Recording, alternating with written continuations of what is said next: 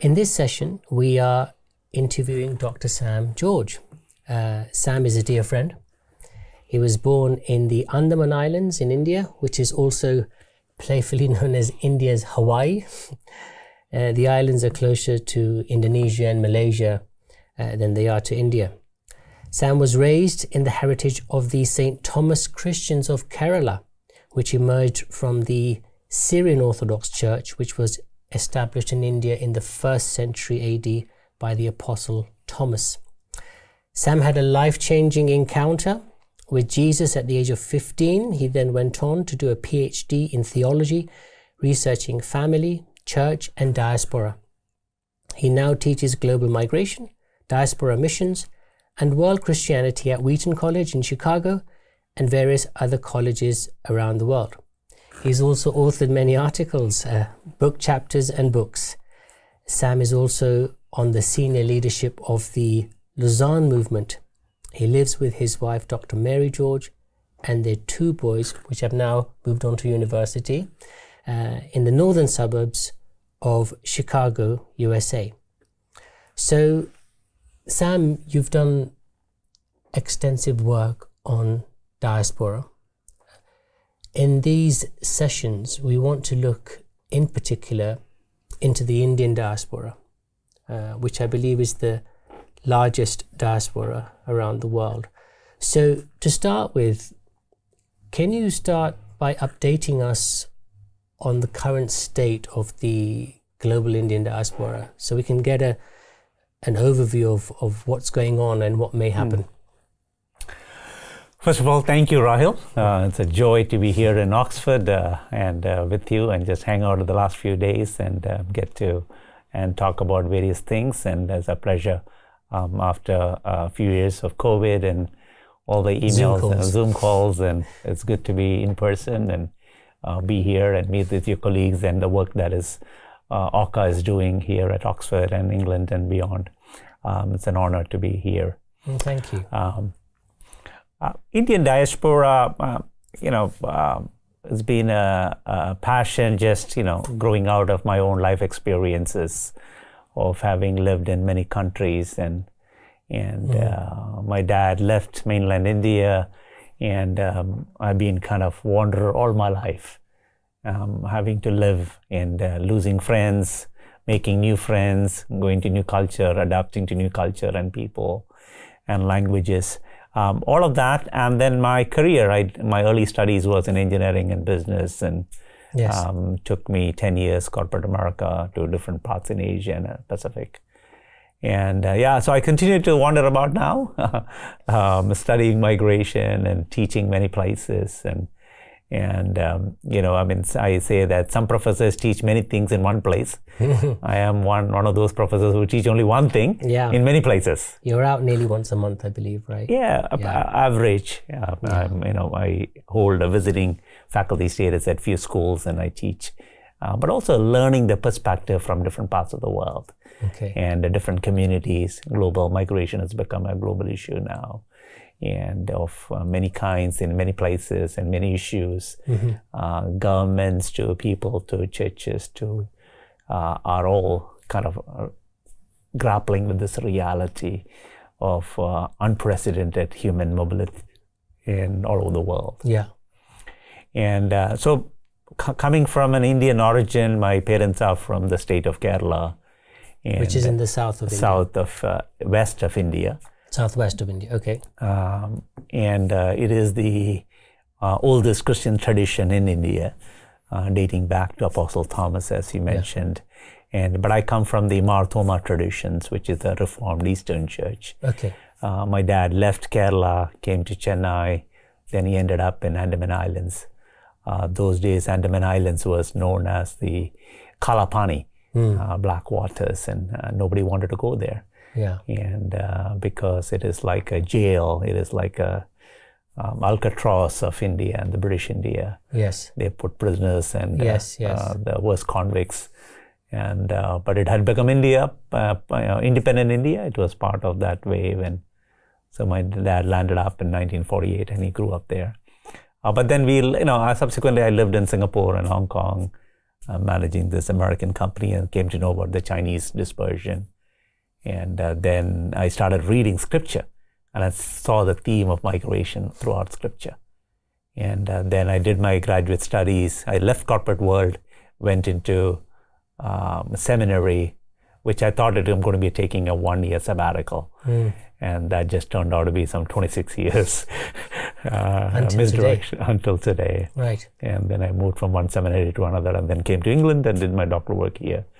And again, migration was the overarching theme, and a phenomena called diaspora. We can talk about that. So my interest has been, I've done few books on Indian and South Asian and Asian diasporas. It is this, we say Indian diaspora. United Nations called a few years ago as the largest dispersed diaspora in the world. Right. Which is technically not correct, as I would say Chinese are still the largest. They're a little over, a few millions over Indians currently. But Indians have been growing steadily in the last 5 years. So if the current rate grows by 2025 or maybe 2030, we may become the largest diaspora in the world. Okay. So it's basically Indian diaspora when we say people of whose origin can be traced back to the Indian subcontinent. Right. And but who find themselves living in anywhere else in the planet. Yeah. And so this global network, web of relationship and connection and the ancestry can be traced back to Indian subcontinent. India became India in 1947. Before that, there was the whole subcontinent. So there are people across Pakistan or India or Bangladesh or Nepal who found themselves going somewhere else and living in another country, making a living. Some returned back, some did not, some stayed on. And their children and their children's children, all of that. Yeah. So over many generations all over the world. So currently we say it's around 55 to 60 million people. 55 to 60 million. Of people of Indian origin. And that's set to grow even more. It'll grow more in the coming decades. But in the last 5 years, maybe 2016 onward, we have seen some surge in the out-migration from particularly from India. Okay. But also Nepal and Pakistan and Sri Lanka and Bangladesh. And because socioeconomic realities, a new generation opportunities, they are kind of going after that. And but the story of Indian migration is more of a recent making in the grand scheme of things. India was a migrant-resistant civilization. We did not believe in moving anywhere. We wanted to live and die in a place close to where we were born. And so that kind of kept us landlocked and, bound to the land. And so it's largely come from the kind of our worldview and our civilizational value of staying put. And many parts of the world, people came to India, but very few Indians left Indian shores. It was a significant Hindu tradition in some parts, wasn't it? That you mustn't leave the land. Yeah. And if you did leave and come back, then you're not pure anymore. Yeah. The notion of Samudra Langana, crossing of waters, was prohibited in Hindu scriptures. Right. And when you crossed waters, when you returned back, you have to go the purification rituals. Right. And to be cleansed so that you can enter the temple, enter the house, eat a meal with your family. Because you have to stand outside the house. Yeah, I think that happened to Mahatma Gandhi when he studied law in London.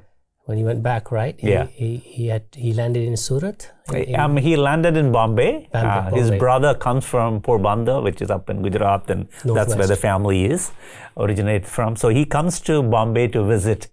He didn't want him to make his way back home by himself. He meets him in Bombay port and receives them. But there is a rejection from the family Right. So there's his older brother who is like the elder in the family. He takes charge and he wants to find a solution for it. He takes him to a nearby river and dips him in the river and say that he's cleansed now. He's cleansed. But Mahatma Gandhi writes in his autobiography, he's saying that this is such superstitious. Right. I mean, he's seen the world. He went to London, studied law, interacted with people from around the world. Yeah. So such narrow out tradition and superstition of their people. Yeah. And he criticizes that in his biography. And but then he just went through it because older brother, he is saying this is like father figure in the family. But in some parts of India and in some parts of Indian tradition, it was quite a strong thing not to leave the land.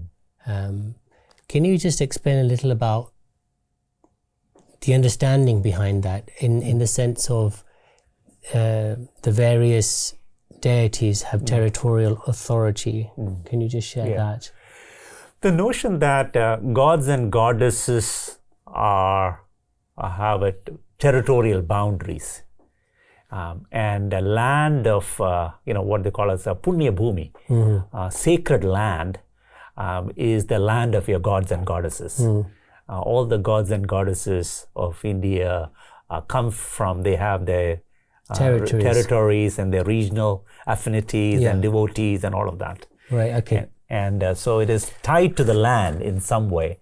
Also, all the pilgrimage sites in Hinduism and all the traditions and the history was tied down to certain regions. Right.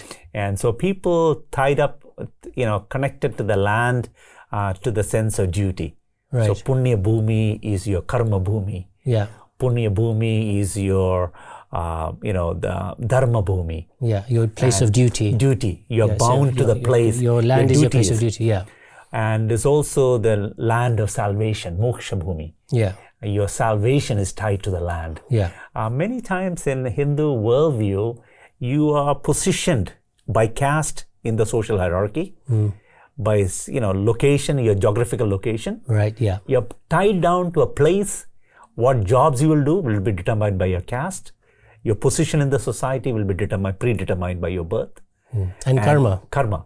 And the place of your living and your dying Yes. is tied down to the place of your birth. Yes. So this notion of punya bhumi and tied down to that. So Hindu scriptures, many places kind of venerates the land. Yes. Yes, I've seen that as well in my life that, even when you buy a plot of land, you have to do so many rituals and sort of so many different sacrificial fires with various chants to take authority over that land. And it's interesting that when you build a temple, for example, you have a sacrificial fire, but then you actually go around the actual piece of land that you've bought, even in the West, and you shower petals there. And the idea is that you take authority on the land. Over the land. So that's really interesting. But then they moved.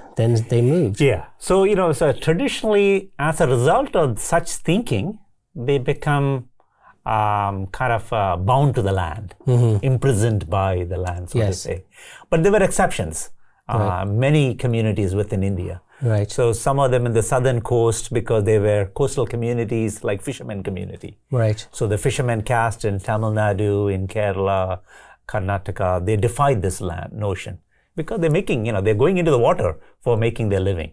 And so what do you mean? Every time I go for fishing, I have to come and cleanse myself? Yeah, exactly. So they defied those rules. And Gujarat, the western coast, Gujarat, they were trading community, they're trading caste. Yes. So trade happens with other people. I had to take my goods and go somewhere to sell. Yeah. And, so they're buying and selling. So the trading caste, they started defying these landlocked Gujaratis are probably one of the largest within the Indian diaspora outside of India. That's right. One of them. Yeah. Okay. And then up in the north, Punjab. Yes. Sikh people had already broken out of the Hindu caste order. And they were warrior class. Yeah. They were the warring tribe. They were going places and fighting for others and, fighting for their rights. And so among these three communities, even now, some of the largest diaspora sub-communities are from these countries. Right. So Punjab, Gujarat, Kerala, and now more Tamil and Telugu. So these are the 5 communities. Right. Because they were coastal, they were traders, and they were warriors. And how many countries now are the Indian diaspora present? They're spread, about 100 years, 1921.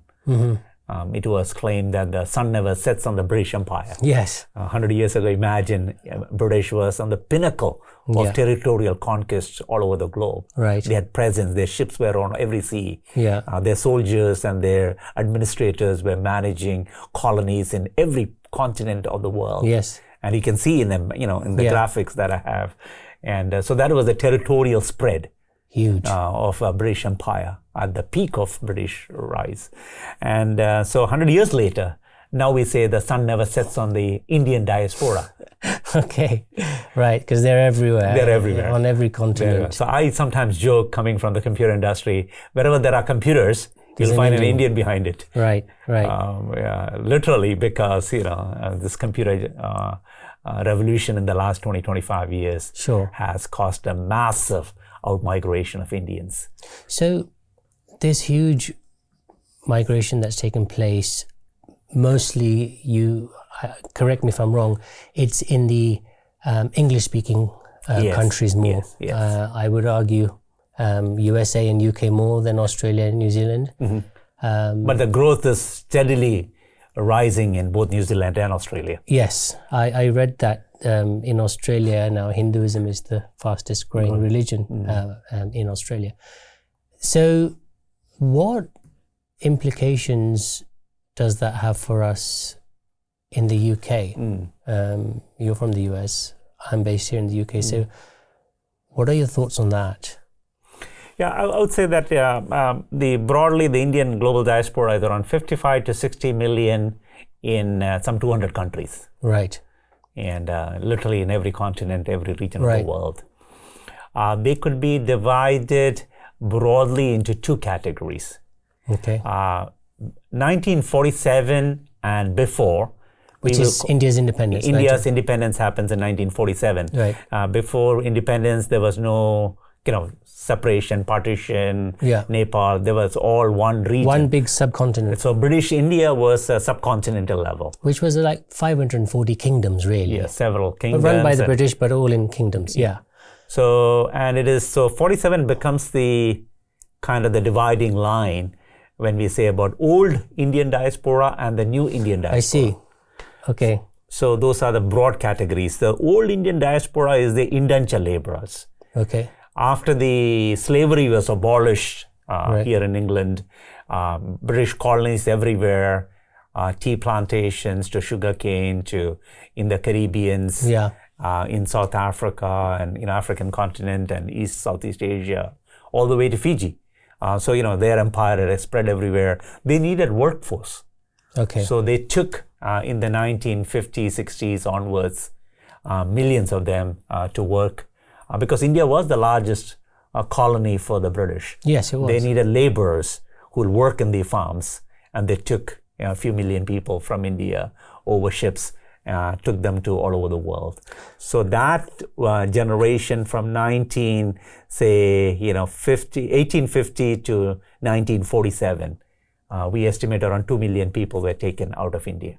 Okay, to substitute the labor shortages in because the plantations. In the plantations, that was a major part of the British economy for the global, because they were trading, bringing in cotton, bringing in sugar, bringing in tea, all these peppers and spices, all of that was trading from the tropical climates of all over the world. So from that segment, though, would you say a very small percentage came directly to the UK? Yeah, very few. But what happens is, those who went to those places, the subsequent generation. So this happened, now they are 4th and 5th generation now. So from South Africa, from Kenya, from Caribbeans.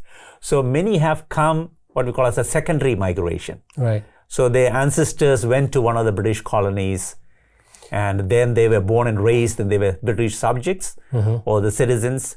For example, East Africa, that your story, and South Africa, many Indo-Caribbeans, they also came to UK. Okay. They also went to US and other places. Right. But language was one big link. Okay. Of course, they were aspiring, so they had a connection to the British. They fought in the world wars. They earned the right for citizenship. Yeah. All of that. So the flow into Britain continued Yes. by the subsequent generation. Right. And the crisis in Uganda and East Africa, Yes. Many did not want to go back to India. There was no option for them. For example, the Sindhi community. Sindh was a region in Pakistan. Pakistan had become an Islamic republic, but they migrated to India, but India did not give a statehood for Sindhi people. So they did not belong to Pakistan by religion. They did not belong to India because of the language. So large number of Sindhi community, they came to Bombay. Subsequently, they ended up in Mombasa.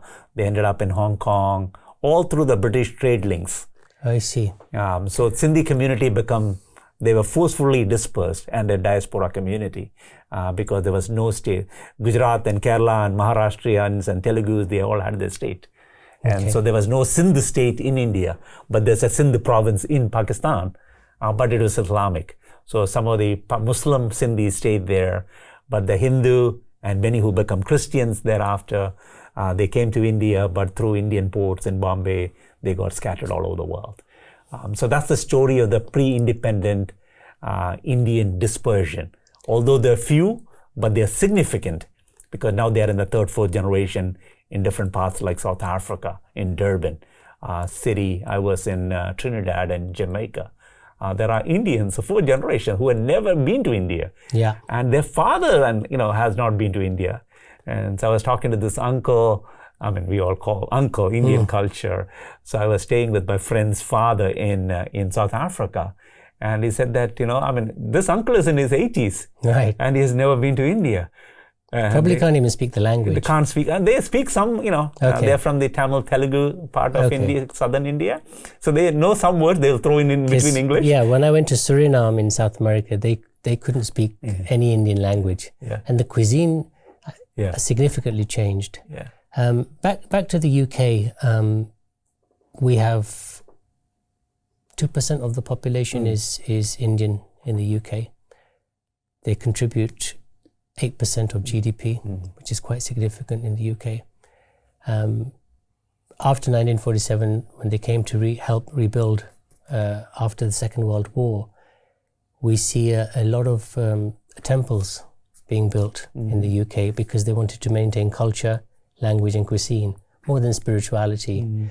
So Sam, thank you for, pre-India's independence, 1947 now. Can you explain a little about after India's independence? And obviously it was 2 years after the World War. Yeah. I mean, that's where the new Indian diaspora story begins. Okay. India's independence, a migration from India, but also from Pakistan and Bangladesh, also people started coming. But for example, the British story is the 1947 post-Second World War reconstruction efforts. And so they brought in people who were tied to the British India offices and professionals, and British Airways had hired somebody who used to work for Air India in Bombay, and he was posted in London. Right. So those kind of things. And then soldiers who fought on behalf of British in the Second World War. 2.4 million. Yeah. And so they were all given rights to stay on. And so many of them stayed back. And many who started coming to Britain, because immediately after India's independence, things were pretty dire. Opportunities weren't there, education opportunities, livelihood, making a livelihood. I mean, early years was very difficult. I've heard stories from my dad and, their generation. Right. So 40 to maybe end of 50s, life was pretty hard. So many of them look for opportunities elsewhere. So British begin to flow from, say, late 40s all through 50s. They begin to come. But the other story is the national health services. In the UK? In the UK. There was a crisis in the 60s, lack of manpower. Okay. And so they wanted nurses and doctors. So a large number of them were hired from India because they knew about Indian Christian doctors and nurses. The British government did? British government. Okay. Because many of them had worked for the British companies, and the British charities and British Christian work had created hospitals and nursing schools, and so they recruited from the schools that they knew, and it was all in India. The story in the US begins with 1965. After the Immigration Act? The Immigration Act. There was a naturalization immigration reform that happened in 1945. It was a vision of Kennedy, President Kennedy, and thereafter Lyndon Johnson signs this historic Immigration Reform Act in 1965 at the foothills of the Statue of Liberty in New York City. Just symbolic, but it was a remarkable redefinition. Until 1965, Asians were banned to enter in the U.S. All the way from 1880s, there was a rule that went in. Asians were banned. It was Chinese at first. It was a Chinese exclusion law, then subsequently expanded to call as Asian exclusion law. So all the way from 1880 onwards to 1965, Asians could not enter. So when immigration reform opened up and when you say enter, you mean they couldn't settle, but they could visit? No, they cannot come. They can't secure a visa and come there. Not even a tourist visa? Tourism wasn't all that big at that time. Yeah. Mostly people come for employment. They couldn't enter and get a job because, remember, those days, the gold rush happened, the California gold rush. So a lot of Chinese, this myth in the Chinese civilization about a gold mountain. Okay. And so they were looking for gold mountain. They went to Melbourne and they went to California looking for a gold mountain. And so that's a Chinese mythical story about attraction to migrate. That's a Chinese diaspora issue. But they brought lots of Chinese, and but also the colonial connections because Canada was British territory. Yes, and they also brought Indians to work in Vancouver, California. Many of them came from Hong Kong, and so they were Sikh, Punjabi Sikhs who were brought in from Hong Kong and Singapore, and many of them came to Vancouver, Seattle, California. So the Indian presence begins there significantly through the British connections. But 1965 is when the major reform that starts bringing in people. And many of them were healthcare professionals, educated professionals who came. Because America is a faraway land. Yeah. And, coming there. And unfamiliar in a way as well. Yeah, there's a familiarity about British. Because we already known British. British was here in our land. Yeah. We had worked with them. We know. Administration, law, everything was familiar. Yeah. America was a faraway land. It was very risky. Okay. Like my mother-in-law, she sailed on a ship from London to New York City. Okay. Right. Very far. Imagine in the 50s, going by ship. Journey. Yeah. So 65 opened the reform in America, and they brought in the last 70 some years, brought in some 5 million Indians into America. So now currently how many are there in America? 5 million. We just crossed 5 million. Crossed 5 million. So in the UK, I think 2% of our population are Indian. It's around 1.5 to 2 million, under 2. But we'll talk about this later. Yeah. They also contribute to 8% of UK's GDP. Yep. So we'll talk about that in another session. Hey guys, how you doing? It's me, Tom Cousins. Here's the Ocker Studio. I'm actually part of an organisation called Ocker, the Oxford Centre for Christian Apologetics. We make films about the big questions of life and how the Christian message has valuable, we think, answers to those questions. If you enjoyed this film, please check out the other stuff on our channel and also consider liking and subscribing. It helps us make more stuff like this. Also, we want to hear your thoughts. If you've got any ideas for future content, please drop us a message in the comments or send us a direct email. Thanks go out to all the people that made this possible, including the lovely people behind me. Here's a fun fact for you. It takes about 60 hours to make each one of these films, and it's all made by our in-house Ocker staff who are funded by donations. So if you do have the means and you feel like it, please do donate. On our website, we've got a helpful button labeled donate. Very easy to press. All right, God bless you guys. Bye.